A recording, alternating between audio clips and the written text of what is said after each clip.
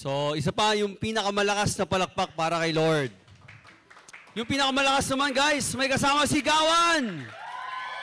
Amen. Para kay Jesus yan. So, batiin mo yung katabi mo, sabi mo, you look great today. Ayan. So, last week, we celebrated our 11th year anniversary. And sobrang nakaka-amaze yung ginawa ni Lord. At nakasama natin si Brother King Reyes, si Tete Lestay. So, kagaya nga ng sinabi ng mga host natin kanina, dapat yung revival tuloy-tuloy. Hindi nawawala, no? Dapat patuloy tayo nagpaparevive sa Panginoon. And one thing we can do para talaga magkaroon ng revival in the digital world, in the online world, let's keep on sharing godly contents. Pwede ba yun? No, i-share natin yung mga live stream natin, yung mga post natin from our Jamfest Facebook page, or kung meron kayong mga nakitang mga godly contents, yun yung i-share natin ng i-share.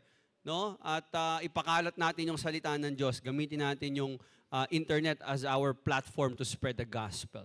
Amen? So, before we begin, let's all bow our heads and let's pray. Heavenly Father, we ask nothing but your presence this afternoon. Lord, katagpuin mo kami. Speak to us.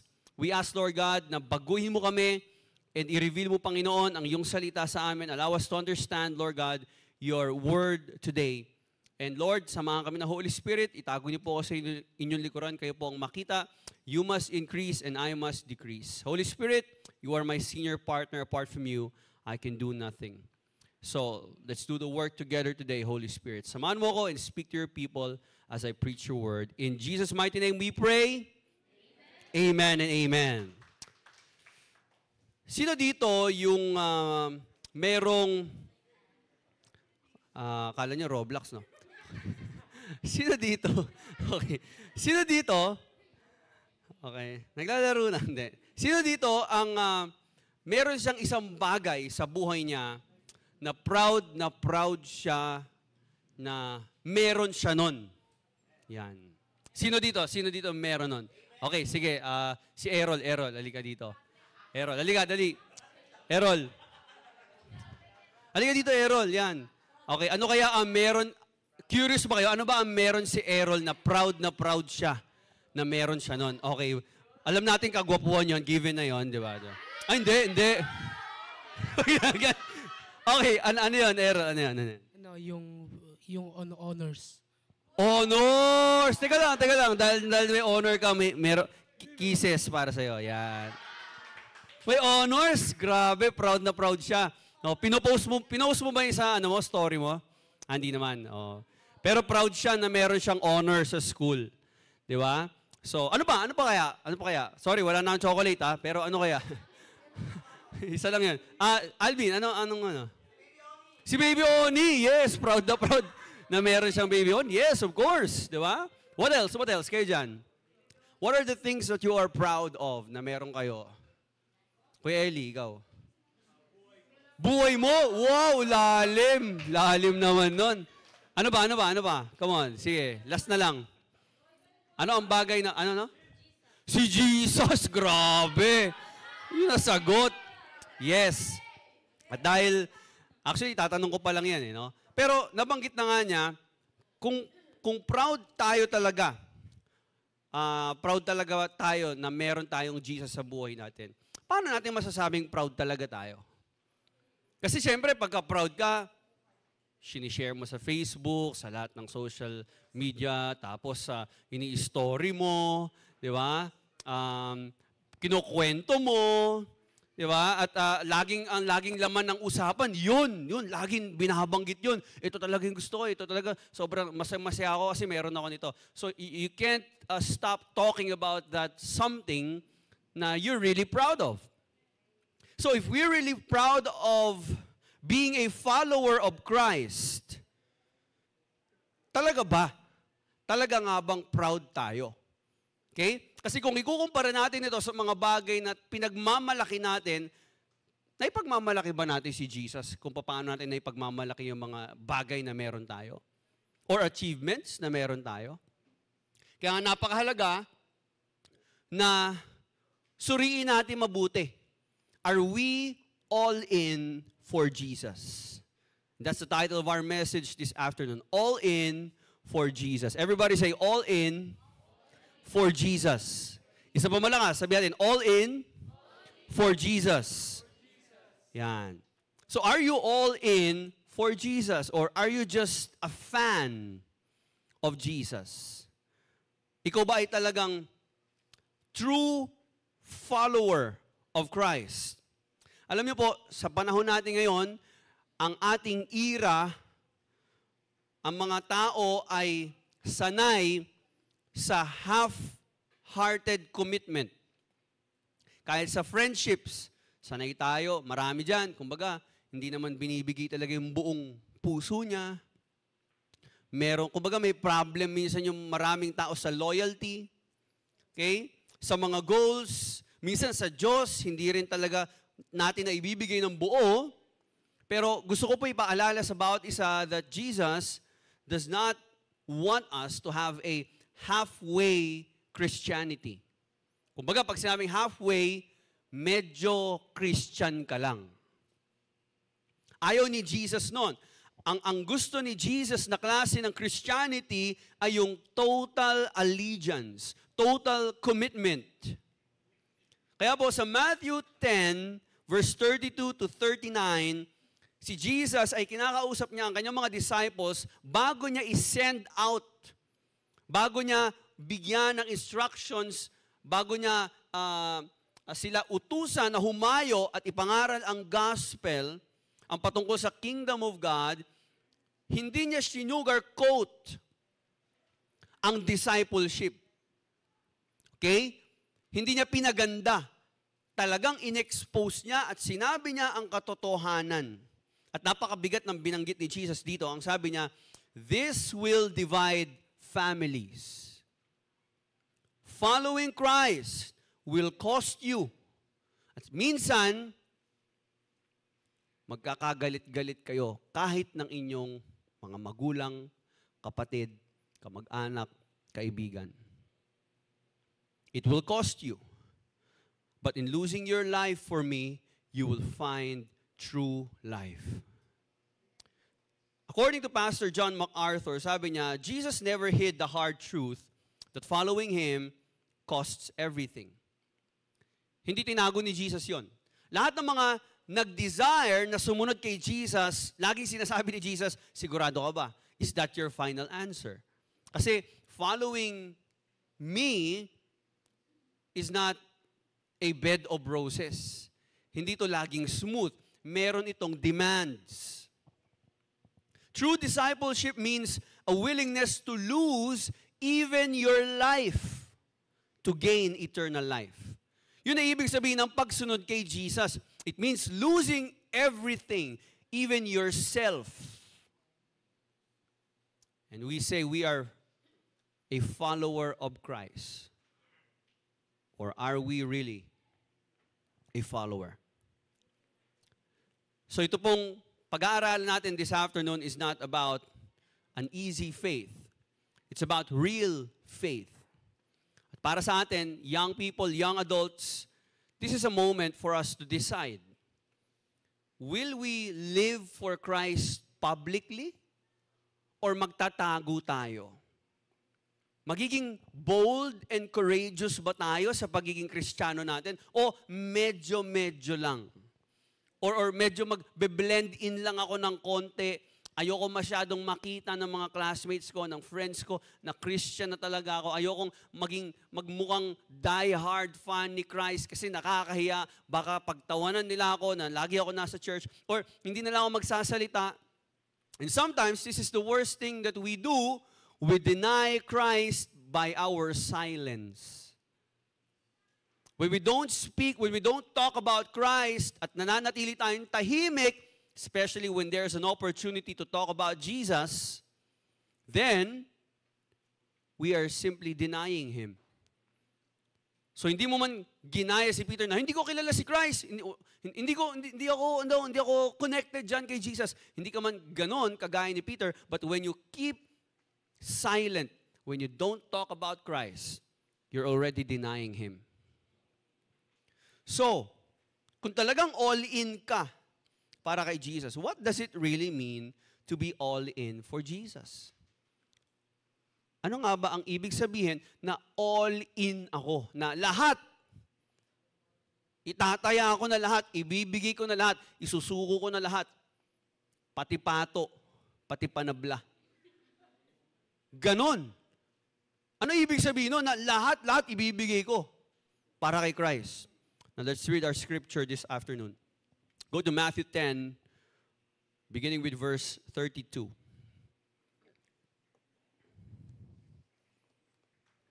You have your Bibles? Sino po may mga dalang Bible? O baka naman pati Bible, nahihiya na tayo dalhin. Tapos all in tayo. Okay, hindi pwedeng gano'n, no? Hindi tayo dapat nahihiya na malaman nilang Christian tayo. Dapat pag pupunta kayo sa Samgyup, nagpipray pa rin kayo. Lord, salamat sa Samgyup! Hallelujah! Panginoon, puspusin mo lahat ng mga kumakain dito, Panginoon Diyos. Ganun dapat ang prayer mo pag nandun kayo, di ba? O yung mga nag-Jollibee kayo, nag-pray ba kayo doon? O yung prayer nyo, minsan yung prayer, hiyang-hiya na, hindi na, wala na, hangin na lang, no? O, pray na tayo. Hindi mo alam kung umukuya ng French fries o ano. Okay, so let's read our passage. Matthew 10:32. Whoever acknowledges me before others, I will also acknowledge before my Father in heaven. Listen to this. But whoever disowns me before others, I will disown before my Father in heaven. Bigat. Do not suppose that I have come to bring peace to the earth. I did not come to bring peace, but a sword. For I have come to turn a man against his father, a daughter against her mother, a daughter-in-law against her mother-in-law. A man's enemies will be the members of his own household. Anyone who loves their father or mother more than me is not worthy of me. Anyone who loves their son or daughter more than me is not worthy of me. Whoever does not take up their cross, everybody say cross. Whoever does not take up their cross and follow me is not worthy of me. Whoever finds their life will lose it, and whoever loses their life for my sake will find it. May the Lord bless us in reading His Word.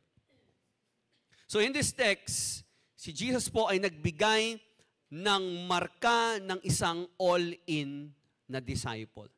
So let's unpack them one by one. Ano ba itong katangian ng isang all-in disciple? We have here 3 marks of an all-in disciple of Jesus. I'm not talking about those people who are planning to be a disciple or a potential disciple. Pero yung mga tinutukoy dito ay mga all-in disciples of Jesus. Ano ba ang tinitingnan na katangian para masabi nating ang isang tao ay all-in na disciple ni Christ? Number 1, confession. We must publicly stand for Christ. Let's read verse 32 to 33 again. Sabi dito ng Panginoong Hesus, whoever acknowledges me before others. Hanapin nga natin sa Tagalog yan. Maganda para mas swak. Okay? Sino man. Ano ba Tagalog ng acknowledge? Sige nga, yung mga magagaling. Okay. Sabi dito ni Jesus, verse 32, ang sino mang kumilala sa akin, sa harapan ng mga tao, ay kikilalanin ko rin naman sa harapan ng aking amang nasa langit. Ano ibig sabihin pag sinabi nating acknowledge? Kasi sabi, everyone who acknowledges me before men, I will acknowledge before my Father in heaven. But whoever denies me, kinahiya mo si Jesus. Nahiya ka na sabihin na Christian ka when you have the opportunity to talk about Christ. Tapos ayaw mo ipahalata, tinatago-tago mo pa yung Bible mo, dalawa pa yung Facebook mo kasi baka malaman nilang nag-church ka sa Jomsi Church, umatin ka ng Jam Fest, nag-praise and worship ka, may mga pictures ka doon, baka matag ka, hiyang-hiya ka pa. Di ba? Kapag dininay mo raw siya sa mga tao dito sa lupa, i-deny ka din niya sa langit.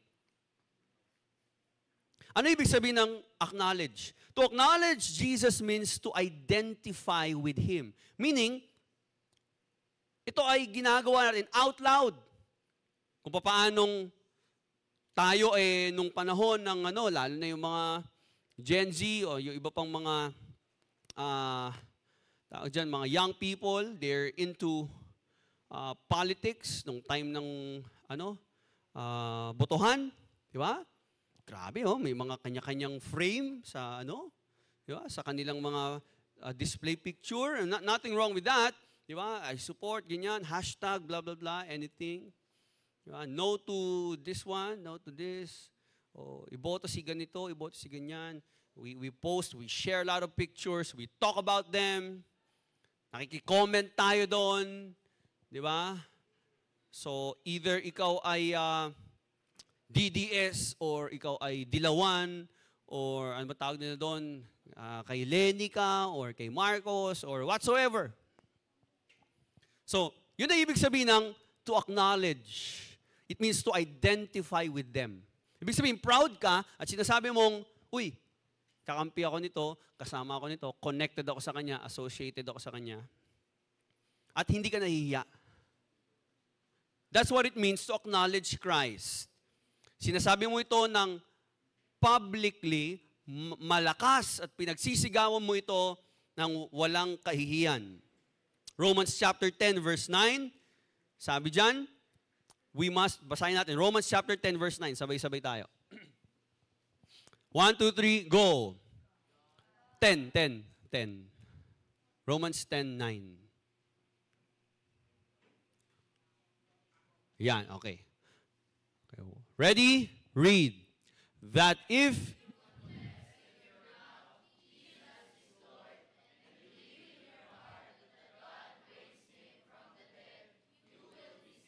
Amen.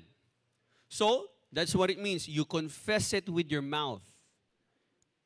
Ibig sabihin, hindi mo siya ikinakahiya. True faith, according to Pastor John MacArthur, pa-flash ako dyan, true faith is not silent faith.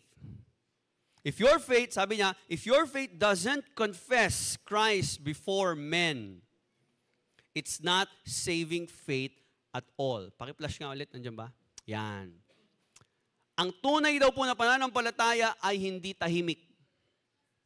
Kasi if you're really convinced of the truth about Christ, kung talagang alam mo at pinaniniwalaan mo at naranasan mo ang katotohanan patungkol kay Jesus, hindi mo dapat ito ikahiya. Kasi totoo ito eh. Tama ba? Kung yung isang bagay ay totoo at na-experience mo at masarap naman talaga yung pagkain na tikman mo doon at pumunta kayo doon kahapon at sabi nyo, try nyo itong bagong restaurant doon. Masarap? Masarap ba talaga doon? Yes, oo, sarap doon. Sulit, bro, sulit. Punta tayo doon. Tara. Di ba? Hindi ka nahihiya eh. Bakit? Kasi naranasan mo. At alam mo, totoo. Same goes with our faith. If someone experience Christ, if someone truly encountered Christ, hindi siya mahihiya, hindi siya mananahimik. Iko-confess niya ito, ipagkakalat niya ito, ikukwento niya ito. Kasi alam niya, totoo ito. Hindi to kwento lang. Sino dito mahilig manood ng movies? Mga series sa Netflix. Okay, lilinawin ko. Hindi po siya kasalanan. So, okay lang magtaas ng kamay. Hindi siya kasalanan. Sige. Sino mahilig manood ng movies? Okay. Ano yung mga movies na napanood niya na talagang, nung napanood niyo, wow, ganda nun. Tapos nung, napanood mo na yung oo, grabe. Ano yung movie na yan na talagang tumatak sa isip niya? Ha? John Wick, di ba? Grabe, no? Ano yan? May 1, 2, 3, 4, di ba? Grabing sequel yun, no? Ganda, no? May 5 na ba? Grabe ah. John Wick 4, napanood mo na ba? Oh, grabe. Grabe yung ginawa ni John Wick. Grabe yun. Ano pa? Ano pa mga movie? Ha? Marvel Comics na ano? Avengers. Eh, grabe talaga yung Avengers. Ano pa ako sa sinihan nun eh. Talagang nung gumano si Captain America, oh. Oh, gumano eh. Assemble. Ah, grabe. Lupit. Talagang ano, goosebumps. Isa pang talagang ano, gandang movie yung ano, No Way Home ba yun na Spider-Man? Kung familiar kayo doon, grabe, nandun lahat ng ano, si Tobey Maguire, si Andrew Garfield, si Tom Holland. Okay, anyways, huge fan ako ng Marvel movies. Pero nung napanood ko yun, talagang, pag may nagtatanong sa akin, maganda ba to? Ganda, pre, panoorin mo yan. Grabe, bro, grabe. Solid, pare, grabe. Oo, talagang kinukwento ko siya, hindi ako nahihiya. Bakit? Kasi talagang maganda eh. At alam ko hindi ako mapapahiya kahit sabihin ko yun. Kasi totoo eh. Going back to our faith, if you really experience Christ at alam mo talagang totoo yung kapangyarihan ni Jesus na nagbabago siya ng buhay, na totoong namatay siya sa krus ng Kalbaryo, and you experience His love, His grace, His forgiveness, then hindi tayo dapat maging tahimik. Dapat maingay ka. Dapat yun ang lagi mong pinag-uusapan. So napakahalaga ng confession natin, ng public confession. Pinaninindigan mo dapat yung pananampalataya mo kay Kristo. Kasi kung hindi mo naman din to kayang panindigan, baka hindi ka pa talaga totoong ligtas. Hindi mo totoong naranasan ito. So si Jesus ay nagbigay ng mabigat na statement ngayon from our text. Sabi niya, confess me now, and I will confess you before the Father. Deny me now, and I will deny you later. So hindi to tungkol sa pagiging perfect natin. It's about our position. Are we for Him? Do we really choose Christ? Are we all in? Or nagtatago pa rin tayo? Bakit ka nagtatago? Bakit ka nahihiya? Okay? O yung mga fans nga dyan ng SB19, hindi sila nahihiya na fans sila ng SB19. Anyone? Fans ng SB19? Oh, di ba? Sino pa ba yung mga sikat ngayon? O mayroon ba dito mga ano, talagang supportive? Minsan pumupunta pa ng concert, di ba? My Day pa nila. Blackpink, di ba? What else? O kahit ano pa yan, di ba? Naalala ko nung NBA Finals, college days ko pa yata nun. So, nung time na yun, naglalaban ang Golden State Warriors tsaka Cleveland Cavaliers. So, laging magkalaban yan. So, dalawa lang naman sikat na player dyan. Si Steph Curry tsaka si LeBron James. Kasi si LeBron James. Kasama na si LeBron James. Hey, okay. So si LeBron James, tsaka si Steph Curry. Yung mga babae, kahit wala naman alam sa basketball, Steph Curry! For three! Diba? Ganun sila eh. Diba? LeBron! So, maraming mga nagsulputan na tinatawag nating bandwagon. Sabihin natin bandwagon. Pag sinabing bandwagon, mga hindi naman talaga fan, pero dahil yun yung nag-champion, yun yung nanalo, fans na sila kagad nun. Okay? So, nangyari, hindi may mga classmate ako. Siyempre, series yan best of 7. So, unang game 1, nanalo yung Golden State. Oh, grabe talaga si Curry. Golden State Warriors talaga ako So, may mga sila, no? Noong pangalawang game, nanalo naman yung Cavaliers. Lumipat, sabi, hindi, Cavaliers talaga ako. Diba? So, kung sino yung nanalo, palipat-lipat sila. No, siguro kung pumunta sila doon sa NBA Finals, 2 jersey na suot nila. No, at pag nanalo yung Warriors susuotin. Oh, grabe, yeah! Diba? Gagawin sila. Pagka Cleveland naman, woo! Let's go, Cleveland! Oh, diba? Ganun sila. So, palit-palit lang ng jersey. May gumagawa talaga niyan. Pupunta sila doon sa arena, hindi mo alam kung ano talaga yung nila, bandwagon lang sila. So, hindi mo alam kung kaninong team talaga yung sinusuportahan nila. So, tawag doon, mga bandwagon, palit-palit lang sila ng jersey. And sometimes, young people, listen, that's what most of us try to do with Jesus. Sinusot natin yung Jesus jersey. Parang ano to ha? Jesus saves. Oh, it is written, A. Tapos, magpupunta ka ng school, naku, Jesus saves, baka pagtawanan. Palitan natin to. Palit na ng t-shirt, di ba? Ano nang pinalit? Ha? Never give up. Di ba? Family is love. O whatsoever. Ayaw mo na isuot yun kasi biblical. Kasi may Jesus. Baka pagtawanan. So, sinasabi ni Jesus dito, hindi mo pwedeng gawin yun. Either you wear my name everywhere or don't wear it at all. Nakuha po ba natin? So, kung nasa Team Jesus ka talaga, Team Jesus ka kahit saan ka magpunta. Huwag yung pagka-online na, hindi ka na Christian. Pagka sa bahay, kung gaano ka ka-vocal patungkol sa faith mo dito sa church, at kapag kasama mo yung mga Christian friends mo, churchmates mo, pag iba na yung mga kasama mo, iba ka na rin. So, hindi pwedeng ganun. No, we can't do that. Okay? So, tanungin ko kayo, young people, alam ba ng mga kaibigan nyo na unbeliever, na Christian kayo?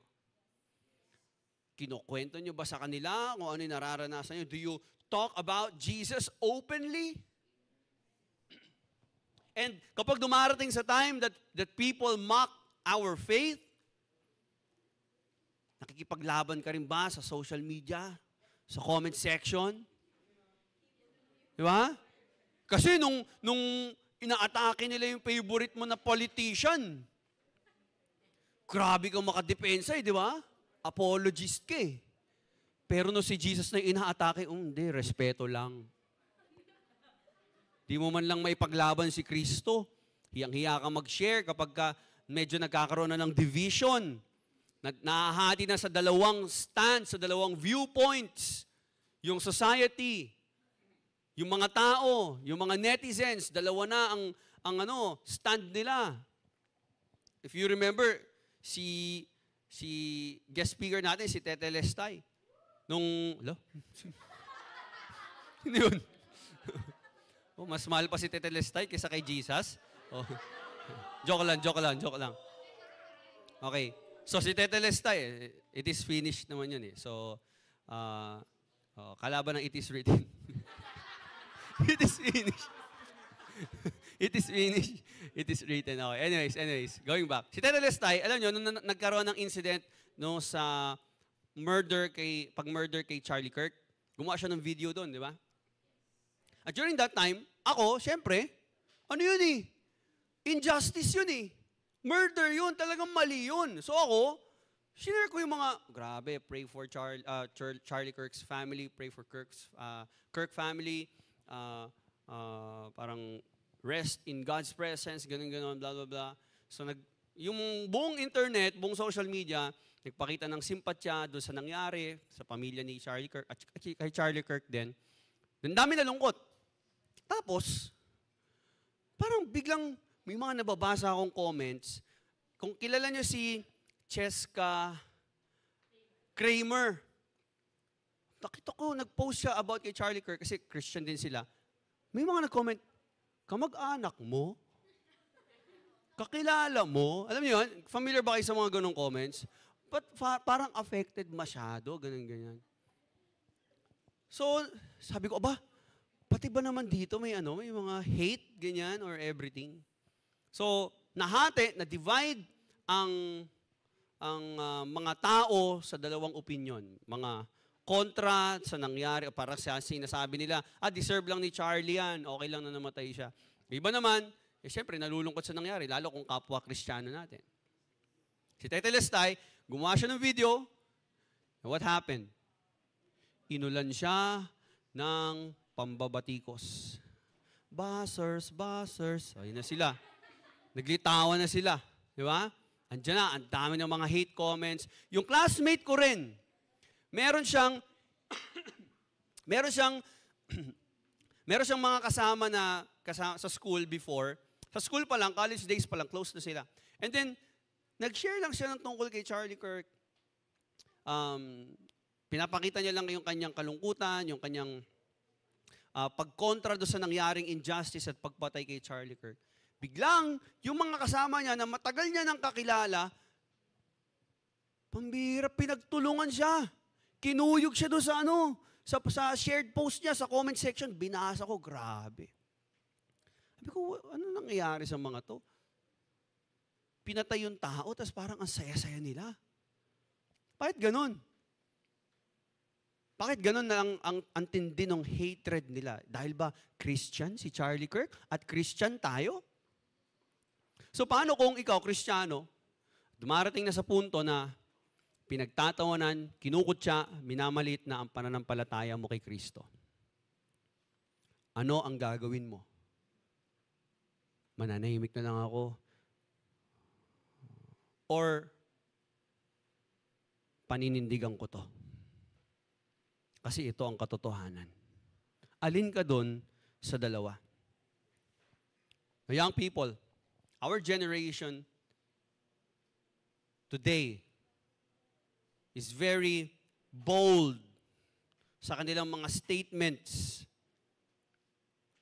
Sobrang taas ng ere, sobrang tindi ng mga comments, mga captions nila, ng mga messages nila, ang haba ng mga articles and everything. Against our faith. Ano ang gagawin natin? Na Jesus calls us to be bold for Him. Yun din ang nais ng Panginoong Hesus. Now, you might lose friends. You might lose your high school friends or college friends. But let me tell you, the good news is you'll gain favor in the presence of our Father. Bakit? Kasi hindi mo dinisown, hindi mo dininay si Christ, in-acknowledge mo siya dito, i-acknowledge ka niya sa langit. Pero, kung kinahiya mo siya dito, ikakahiya ka rin niya sa langit. So don't be a secret believer, don't be a secret Christian. Kung saan ang mundo natin, alam naman natin, public na lahat. Tapos ikaw, sinisikreto mo yung pagiging Kristiyano mo. Dapat yan nga yung hinahayag mo eh. Yung mga masasama, yun nga yung dapat na mahiya. Bakit tayo na gumagawa ng mabuti, tayong mga nasa liwanag at na kay Kristo, tayo pa'y nahihiya? Parang baliktad. So, young people, wag natin ikahiya si Kristo. Do not deny Christ. Don't be a secret believer. Don't hide in the shadows. Amen? Amen po ba?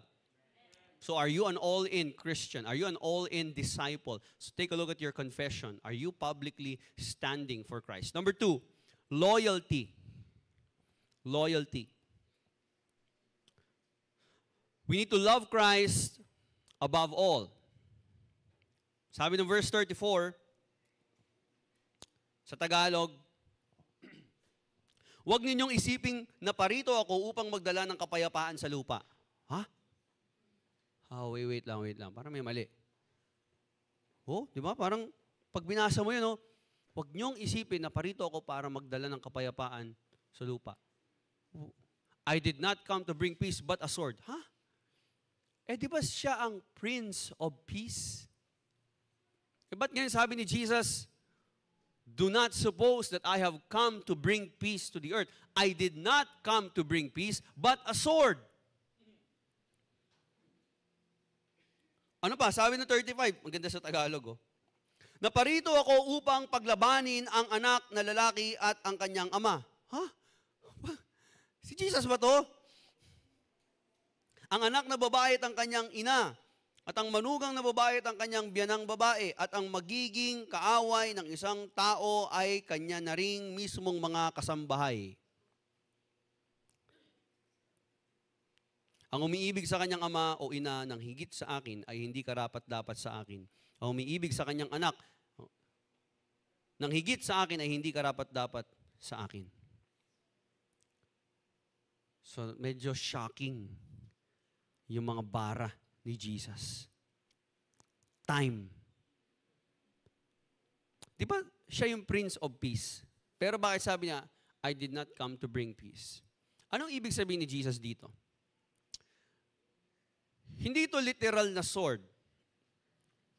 Jesus is referring to the dividing line. Kasi ang truth, kapag ipinakalat mo yan at in-expose mo ang truth, ibinahagi mo ang truth patungkol kay Jesus, mahahati at mahahati talaga. Okay? Ano yung division na mangyayari? The world will be divided between people who love and accept Christ and those people who hate and reject Christ.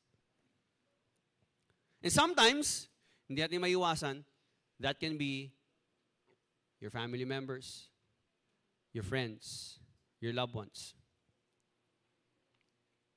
His truth divides those who love Him and those who reject Him.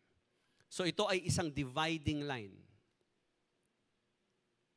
Hindi sinabi na pag-aawayin ni Jesus, kundi ito ay epekto ng pagsunod mo kay Kristo. When you follow Jesus, not everyone will applaud. When you follow Christ, hindi lahat matutuwa. When you commit your life to Christ, hindi lahat aayon sa'yo. Some people, even family or friends, they won't understand ano yung ginagawa mo para kay Jesus. At sasabihin nila sa'yo, ano ba ginagawa mo dyan? Bakit binigay mong buhay mo dyan? Hindi yan ang ano natin, kinamulatan. O mali yan. Pero ito na nga yung sinasabi ni Jesus, your loyalty to Christ may cost you your relationships. Ang bigat. The sword Jesus brings is not physical conflict. It is a spiritual separation.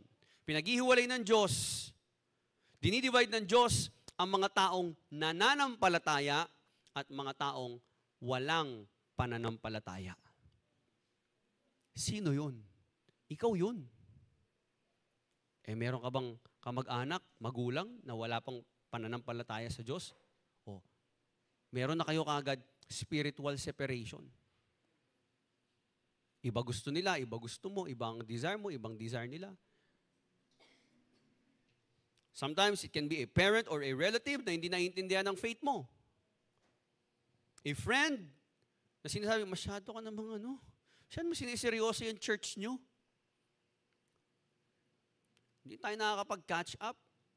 Puro ka na lang jam fest. Di ba? Hindi ka na namin mayaya, puro ka na church. Nagsimula na nag-commit ka dyan, lalayo ka na sa amin. Pwede ding, boyfriend mo or girlfriend mo, sinasabi, sino ba mas mahal mo? Si Jesus o ako?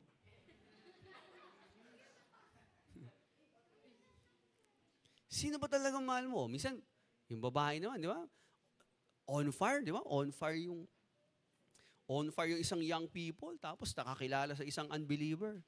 Oh, wala ka ng time sa akin, puro ka na ng devotion. Tingin naman ng affection. Parang di mo na ako mahal, di ba? Lagi ka na nandiyan sa church.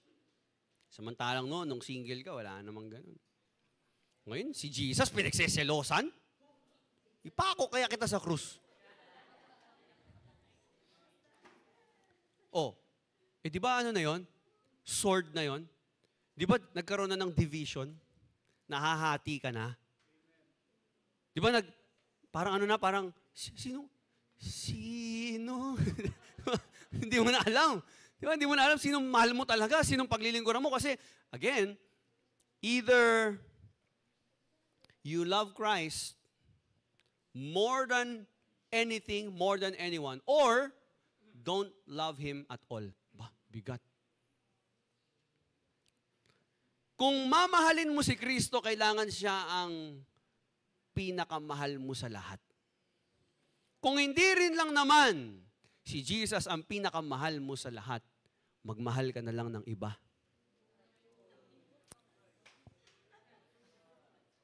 Kung hindi mo naman, may pick-up line na yung iba dyan, kung hindi mo naman mamahalin si Jesus ng buong puso, ako na lang mahalin mo. Mga pick-up line ni Glenn, eh, no? Joke lang, Neil. Joke lang. Okay? So, hindi sinasabi ni Jesus, huwag niyo mahalin ang magulang niyo, huwag niyo mahalin ang kaibigan niyo, huwag niyo mahalin kung sino dyan. Hindi niya sinasabi yun. Dapat ako lang. Hindi. Ang sinasabi ni Jesus, love me first. I must have the first place in your life. Kung meron ka man mamahalin, dapat ako yun. Kung meron ka man mamahalin na higit sa lahat, ako yun. He must be our supreme love. Our first loyalty must be to Christ. Kahit saan ka man mapunta, estudyante, o saan ka man mapadpad na lugar, lagi mo tatandaan, kung talagang itinalaga mo na ang buhay mo kay Kristo, dapat ang lagi mong dadalhin na title ay yung pagiging Kristiyano mo. Hubarin mo na lahat ng title o lahat ng kulay o lahat ng pinapanigan mo, huwag mo na hubarin ang pagiging Kristiyano mo. Okay? So He must be our supreme love. So paano kung halimbawa, nag-chat, dalawa cellphone mo, mayaman ka eh. Yung isang cellphone mo, nag-chat yung crush mo. Kasi may pinag-uusapan kayo. Yung isa naman, merong notification, si Jesus. Sino yung ano yung unang cellphone na pupulutin mo? Yung tumunog na si Jesus yung notification or yung crush mo, kaibigan mo, or sino man yun. So kung sino yung una mong sinagot, sino yung mas priority mo, nandun ang puso mo. Okay? Sino madalas mong kausap? Na kanino ang loyalty mo? Diba? Diba? Madalas, bilis natin mag-reply. Pero bagal natin mag-pray. Tapos nagtataka tayo, bakit dry tayo spiritually? Tanungin natin ang sarili. Tanungin natin ating mga sarili, sino ba ang mas iniibig natin ng higit kay Kristo? Sino ang mas may influence sa buhay ko? Si Jesus o yung mga tropa ko? Paano kung yung pagsunod ko kay Jesus at commitment ko kay Jesus ay maging dahilan para mawalan ako ng kaibigan, hindi na nila ako i-follow sa Instagram, o mawalan ako ng mga fans, or ma-misunderstood nila ako? Paano kung mangyari yun? Magpapaka-Christian ka pa rin ba? Jesus wants first place in our heart. Not just a place in your heart. He wants the first place. So wag mo lang bigyan ng puwang si Jesus. Gawin mo siyang priority. Wag mo lang siyang gawing Sunday worship buddy. Hindi niya hinihingi ang weekends mo. Ang hinihingi niya, yung buong buhay mo. So, hindi pwedeng mahal mo lang si Jesus kapag Saturday, Sunday. It's Monday to Friday, nasa iba yung affection natin. So, what's number 1? Number 1, Mark, confession. Number 2, loyalty. And number 3, surrender. Take up your cross daily. Verse 38 to 39.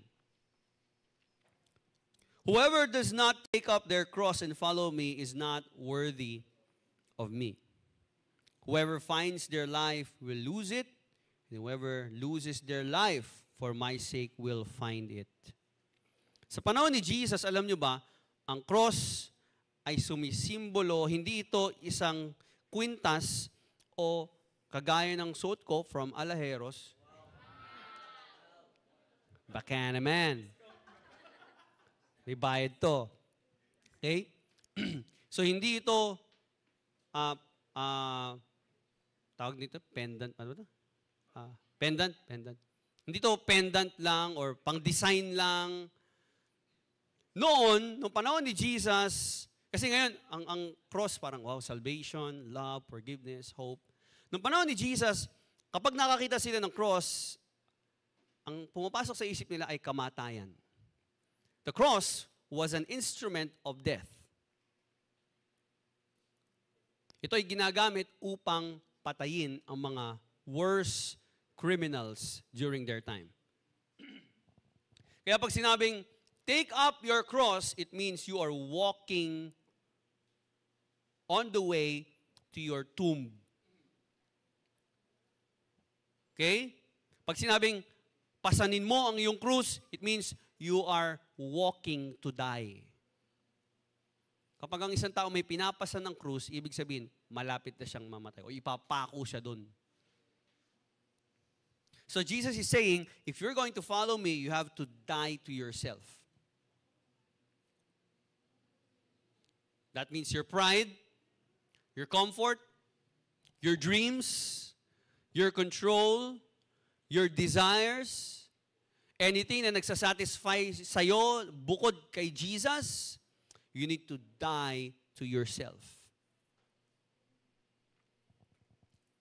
To take up your cross is to embrace the death of your own will. According to Pastor John MacArthur, ito ay kamatayan ng sarili mong kalooban dahil ipinapasakop mo na ang buhay mo sa kalooban ng Diyos. Meaning, pag sinabing pasanin mo ang iyong krus, to take up your cross means that you no longer live for yourself. Malinaw ba yan? Naintindihan ba natin yun? Kasi, crucial ito Kung hindi ka magpapasa ng krus, sabi ni Jesus, anyone who does not take up his cross and follow me is not worthy of me. You're not worthy to be a disciple of Christ. Kung hindi ka naman handang mamatay sa sarili mo, at hindi ka naman magpapasakop sa kalooban ko, at ikaw pa rin na masusunod, don't call yourself a disciple. Because you're not. A true disciple is a person who is ready to die, to embrace his own death. Yun ay isang radical na decision. Mabigat yun. So si Jesus, hindi lang siya add-on. Hindi lang siya dinadagdag sa buhay natin na, okay, parang nag-milk tea ka, okay, padagdag po ng nata, chocolate, padagdag ng syrup, caramel, diba? Padagdag po ng konting cookies, diba? And everything. Si Jesus, hindi lang siya dinadagdag sa buhay natin. Jesus is not an add-on to our life. He must be our life.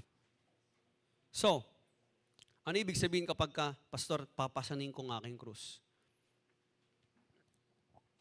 Sometimes it may mean choosing purity. Kahit minsan yung pagiging pure, pinagtatawa ng, ilan taon ka na? 28? Virgin ka pa rin? Pinagtatawa na ngayon yun. Wala ka pa rin asawa, wala ka pa rin jowa. Nagpakasal kayo, pwede mo naman jowain lang. Sabihin pa ng mundo, pwede mo naman tikman lang, inasawa mo pa. Wow. Alam mo, nakarinig ako ng ganyang comment. Hindi ako makapaniwala na normal na pala yun. Pinagtatawan na yung virginity, yung purity ng tao. Na para bang isang bagay na katawa-tawa talaga. Tapos yung bagay na dapat kinakaya, yun yung sineselebrate. Grabe. Marami na akong naging shota Dami na akong ginawa. Meron ako doon sa Parañaque, meron nga ako doon sa may Cavite, dito sa may Taguig, marami. Sa Kapalaran dyan, naging shota ko rin yan, naging jowa ko rin yan. Ito, pakita ko sa iyo ito yung mga naging babae ko. Tapos yung pa yung mga naririnig mo sa mga podcast, yung kalbo na yun. Yung pa yung pinapakinggan nyo? Grabe talaga. Ewan ko na lang. Pinagtatawa na ng purity. Minamock nila. So ano gagawin mo? Pinagtatawanan ka na sige, gagayahin ko na lang sila. Wala. Tapos ka. Sometimes taking up your cross means saying no to gossip. Alam mo naman, nagchichismisan na yung mga tropa mo, sasali ka pa. Huli ka dito. Ano yun? May bago. Si ano? Sino naman yan? Yung kasama natin, nung matend nung Jumpers, chinat si ano. Ano nangyari? Hindi daw type eh. Okay ba? Ikaw naman, okay. Sometimes it also means saying no to cheating. Mas madali naman mag-cheat sa exam. Sabi ng mga tropa mo, hindi ka papasa. Ito na yung sagot, Sige na, kunin mo na. Katalikod si ma'am, Ito na. Kinuha, di ba? Diba? So, paano yun? Mas madali yun Papasa ka dun paano yan? Okay lang bumagsak. Hindi ako nag-review Take up your cross. What else? Compromise. Saying no to compromise. Ano pa? Forgiving other people na nakasakit sa'yo. Mabigat yun. It's taking up your cross. Mas madali mag-hold ng grudges, tama? Tama ba? Mas madali magtanim ng sama ng loob kaysa magpatawad. Kasi syempre, yun yung gusto ng laman natin. Pero hindi yun yung gusto ng Diyos. So you take up your cross.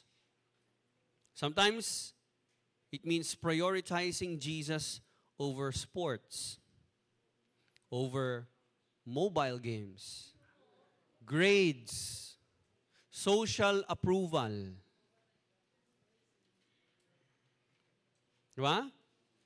Alala ko dati nung nagwa-varsity pa ako sa college. Nagsasabay talaga yung training namin tsaka yung 10 nights revival. Lord, ano ba to? Sabi ko, kung kailan, okay, sabi ng coach ko, okay, may training tayo. Tuesday. Check ko. 10 nights revival yun, January. Siyempre, gusto kong gumaling. Gusto kong, may pangarap din ako doon. Dumating yung time, pinapili ako. Sabi ng coach ko, kailangan mamili ka, Drew, kasi hindi pwedeng, Siyempre, demanding yung duty mo sa church, demanding din itong sports. Kung gusto mo seryosohin to, talagang i-commit mo yung sarili mo.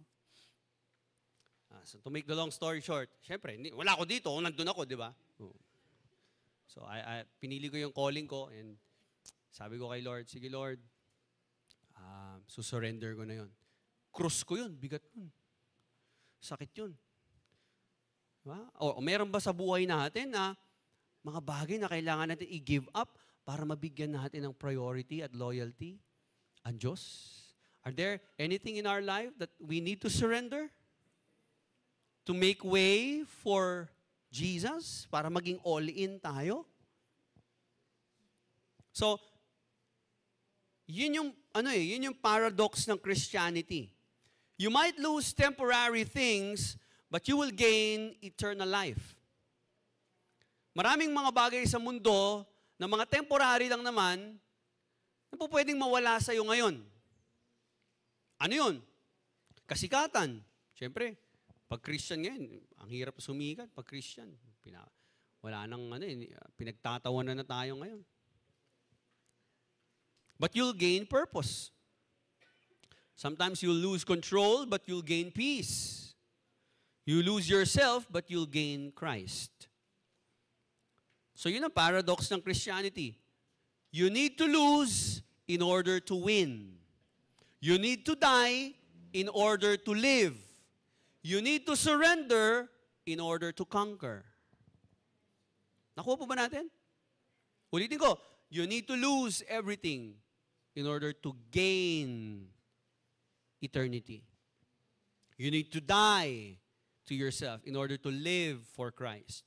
You need to surrender to God in order to conquer sin and death. Kaya sabi ni Jesus, whoever loses his life for my sake will find it. Bakit tayo manghihinayang na i-give up ang mga bagay na hindi naman talaga natin kayang i-keep? Ba't di mo mag-give up yung bagay na yan? Temporary lang naman yan. Hindi naman talaga, hindi mo naman mapapakinabangan yan Darating din naman ang time. Lahat tayo, matatapos ang buhay natin dito sa mundo. Lahat na meron tayo dito sa mundo, mawawala. Ba't di mo maisuko sa Diyos? Okay? So, what part of your life ang hindi pa natin na isusurrender kay Jesus? Now is the time to lay it down on the cross. When you carry your cross, you walk in the footsteps of Christ. So hindi po pwedeng sabihin ng isang tao, susunod ako kay Christ, pero nakita mo si Christ, uy, may dalang krus. Papako yung sarili. Kailangan mamatay. Ay, hindi na lang. Kung susunod ka kay Christ, kailangan sumunod ka doon sa kamatayan ni Kristo. We need to be crucified with Him. Yun ang ibig sabihin ng pagiging disciple. It means death to self. Okay? So, tatlong bagay, 3 marks of an all-in disciple of Jesus. What's number 1? Confession. Number 2? Number 3? Okay, so what does it really mean to be all-in for Jesus? So, to summarize today's message, basahin natin ito. Okay. 1, 2, 3, go. Love Him above all. Do not be ashamed. Take up your cross and bear His name. Kung mamahalin po natin si Kristo, we must love Him above all. Hindi natin siya dapat ikahiya. Pasinin natin ang ating krus. Dalhin natin ang Kanyang pangalan. Following Jesus means public confession. It means supreme loyalty. It means daily surrender to Him. So tatanungin ko po kayo, young people, are you all in or all out? Ayaw ni Jesus na fans ka lang. He wants you to be His follower. Walang laylo, walang middle ground. Hindi mo pwedeng sabihin na, mahal ko si Jesus, pero itong area na to, ako magpapatakbo nito. Huwag niyo na papakialaman nito. Simple lang yan. Either He is Lord of all, or He's not Lord at all. Kaya ulitin ko ha. Either He is Lord of all, or He's not Lord at all. Kung hindi mo lang hindi susuko lahat kay Jesus, huwag mo na lang siyang gawing Panginoon. Walang gitna, walang middle ground. So tonight, I want you to ask yourself 3 questions. After this, anong gagawin mo? Will you confess Him publicly? No more hiding. No more blending in. Hindi mo na dapat itinatago pa yung pagiging Kristiyano mo. Nahihiya ka ba na sabihin sa mga katrabaho mo na Christian ka? Baka tumaas yung expectation? Huwag mo ikahiya si Jesus. When was the last time that you talked about Christ? When was the last time that you shared the gospel to an unbeliever? What else? Will you love Him supremely? Mamahalin mo na ba si Kristo above all else? Above friends? Approval? Or even your dreams? Will you surrender daily? Meaning, taking up your cross, dying to yourself, living for Christ. Yun ang ibig sabihin ng surrender. So kung sagot mo sa mga tanong na ito ay yes, ang ganda ng pangako ni Jesus sa'yo. Sabi niya, I will acknowledge you before my Father in heaven. Imagine niyo na lang, pagdating sa langit, sasabihin ni Jesus, uy, disciple ko yan. Akin yan. Akin yan. Oo, medyo marami nangyari dyan, pero akin yan. Totoong Kristiyano yan. Pag-aari ko yan. Pagdating mo sa langit, i-welcome ka ni Christ. I-welcome ka ni Jesus at i-acknowledge ka niya, Ama, ito po, disciple ko po ito. Ito po, disciple ko rin to. Ito, mga to, disciple ko yan. No? Yan, mga disciple ko yan. Just imagine. Dito, kinakahiya tayo ng tao. Pinagtatawanan. Nire-reject. Minamak. Ginagawang kalokohan. niloloko ang Christianity. Okay lang yun. Huwag natin i-deny si Christ. Kasi kahit i-deny tayo ng mundo, pagdating sa langit, hindi tayo i-deny ni Jesus. I-welcome niya tayo sa kanyang presensya. So right now, I want to invite you to respond, not just emotionally, but decisively. Wag lang, na-move ako eh. Hindi, you make a decision today. Simula ngayon, make a commitment. Magmula ngayon, Lord, hindi na po kita ikakahiya. Simula ngayon, Lord, mas magiging matapang na ako sa pagiging Christian ko. Hindi na ako mahihiyang i-share ang gospel sa pamilya ko, sa mga kapatid ko. Lahat ng bagay na meron ako, Lord God, na mas minamahal ko ng higit sa iyo, Lord, isinusuko ko na po. Lord, ayoko na po na maging halfway Christianity. So if that is your prayer, I want you to bow your heads right now. I want you to make a commitment to Jesus.